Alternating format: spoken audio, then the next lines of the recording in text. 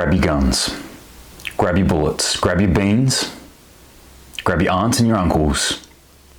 It's going down. We're on the verge of collapse. Not really. Relax, chill out. I'm not a fortune teller and I'm definitely not a financial advisor, so I have absolutely no idea if the economy is going to collapse, if we're going to see hard times ahead. But I can look at what is happening, what is unfolding, and look at historical data as well, and kind of figure out that it looks like we might be headed for some bad times economically. Just judging by my social media channels and the comments that everyone's putting up, this is obviously a concern for a lot of people as well. So I thought today I'd talk about economic collapse and specifically what it looks like. So throughout history, we've had a number of economic collapses of varying degrees and that have affected different areas of the world. Some have affected the entire world and some have been localized to certain countries. The effects of these kind of collapses are always different depending on a number of different factors that are going on within the specific countries that you're looking at. One of the things that can cause a collapse quite easily is hyperinflation.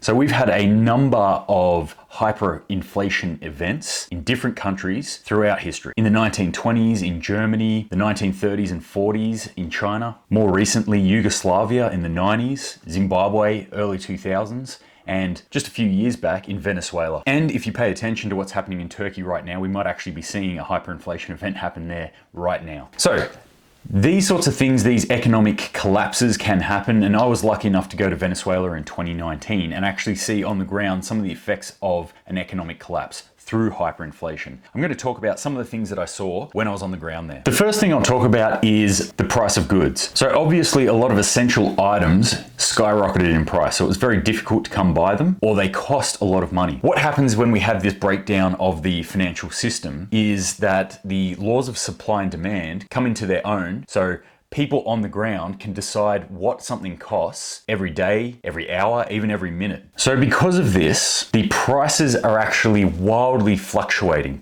They're not necessarily just going up. A lot of things are going up, and especially things that aren't available or are in high demand are definitely going up. But if something is perceived in low demand, then it might actually drop in value. An example of this is when I got to Venezuela, I went to the bottle shop to pick up a bottle of whiskey. Now this bottle of whiskey would probably cost me $45, $50 in Australia. It was $8 American at that time.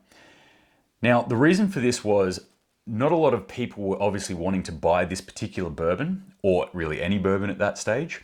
Plus, the local Venezuelan currency had lost so much value that US dollars were in high demand.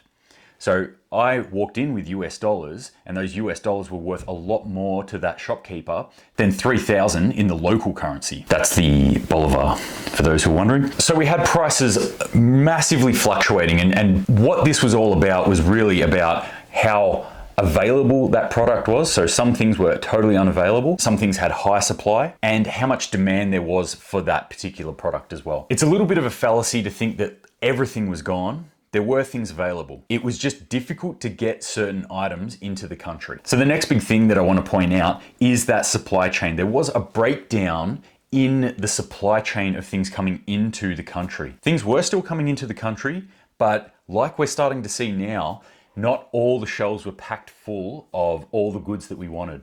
There were certain items that people couldn't get a hold of. There were certain essentials that people couldn't get a hold of.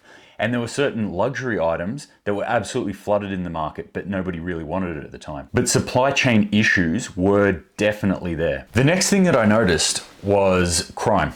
Crime was obviously through the roof there, being that we now had a lot of desperate people. On top of that, because there was such a collapse in their system, the security services, being the police force, was less likely to actually respond to a lot of issues. So crime was pretty much not getting punished at that point, or if it was getting punished, it was getting punished extremely harshly, as in people were getting executed. So criminals were getting away with a lot of stuff unless they got caught. It also made the criminals more desperate, and so they were more likely to actually go to violent means in order to extract money out of people, even up to and including killing people. The other side of this, the police force, there was actually a lot of corruption that we could see through the police force as well. So the police were definitely doing their job when the time came. However, when they clocked off, it wouldn't be uncommon to see the police then take their uniforms off and set up an illegal roadblock in order to extort money out of people. So we were seeing a lot of that police corruption happening there as well. Interestingly enough, when I was there, the crime rate was actually falling due to the mass migration. So many people had actually left from Caracas, from that major city, and from Venezuela as a whole, that there was literally no one left to rob. So crime rates were going down. So in a city of a few million people, all of a sudden we were seeing apartment blocks that were all but empty. Generally speaking, not a lot of people around at all. There were still people there, there's still a life going on, but not as much as you would expect from a major city. So my last point that I want to bring up here of things that I found interesting in this economic collapse situation was that life goes on. There was a sense of normalcy there. I did stay in a 4-star hotel when I was there. I did eat steak out at a restaurant when I was there. Went out for drinks with friends. I did a job there. I was teaching people there. I went to a mall and had a stroll around a mall there. Life does continue on. Everything doesn't just go instantly to Mad Max as soon as the dollar is devalued, as soon as the economy crashes. People still want to live a normal life, and we'll strive to do that. As long as people can get the essentials that they actually need out of life, they will continue to live life. They're not necessarily going to start going full cannibal, drinking bourbon out of the skulls of their enemies. Definitely that idea that in an economic crash, everything's going to go crazy. You're going to have to grab your guns. You're going to have to figure out some sort of cool leather jacket and go full road warrior on everyone. I don't see that fully happening. Things would have to get pretty dire for that to happen. Life does go on, it continues on, it's different, but we're adaptable, human beings, we are very adaptable. If we are moving into an economic crisis within our country, expect things to get a bit tougher, expect to have more supply shortages, expect to have less nice things and to work harder for less, but don't expect to be grabbing your guns and your ammo and heading off into the hills. Again, I'm not a financial advisor or a fortune teller. I'm just a guy who looks at these things a lot, and this is the kind of assessment that I see from it. So hopefully this example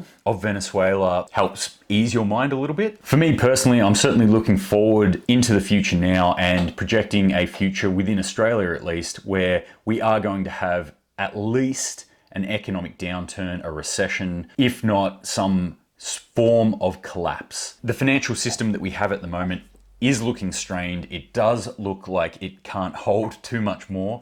So it will be interesting to see what happens in the future. So I'm investing in a lot of solid assets, i.e. things like land, into gardening, into food, and maybe into things like gold and silver and things like that. Not trusting that the inflation that we're seeing at the moment isn't going to continue. But you do your research and you make your own decisions. Don't take my word for it, certainly. As I said, not a financial advisor. So hopefully that helps a little, guys. If you've got anything interesting that you want to chuck in there, throw it in the comments below. Stay safe out there, keep preparing, and Semper Paratus.